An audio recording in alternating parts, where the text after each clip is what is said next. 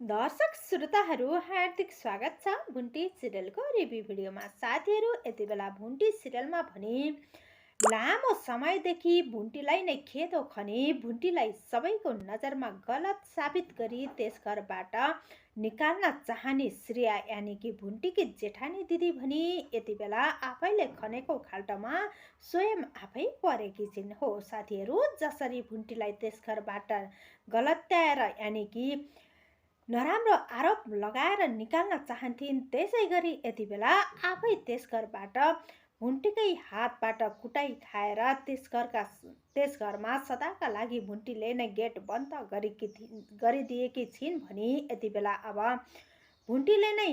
आफ्नी जेठानी दिदीलाई यसरी त्यस घरबाट सदाका लागि निकाल्न बाध्य भएकी हुन्। हो साथीहरू, अब यति धेरै अत्याचारले सीमा नागेपछि भुन्टीले भने यो कदम चाल्न बाध्य भएकी हुन् भने आफूमाथि आइलाग्ने माथि जाइ लागेकी मात्र हुन् भुन्टीले। हो साथीहरू, अब भुवन बिहेको यानि कि आफ्नै बहिनी भूमिकाको बिहेका लागि गाउँ गएको अवस्थामा यही मौका पारेर श्रेयाले भने भुन्टीलाई अब भूपेन्द्र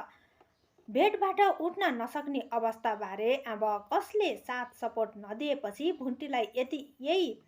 अवस्थामा घरबाट निकाल्छु भनेर खेदो खनिरहेकी भुन्टीले भने यति बेला आफ्नै जेठानी दिदीलाई त्यस घरबाट निकालिदिएकी हुन् भने आफ्नै श्रीमानसँग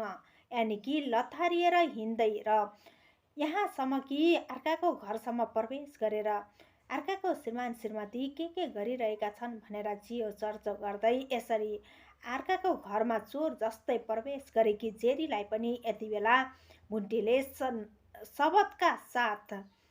राम धुलाई गरी त्यस घरबाट निकालिदिएकी छिन्। हो साथीहरू, अब आफ्नो श्रीमानलाई यस्तो अवस्थामा म साथ दिन्छु, साथ र सपोर्ट, र तिमीले मलाई मेरो मायामा यानि कि मलाई धेरै माया गर्छौ,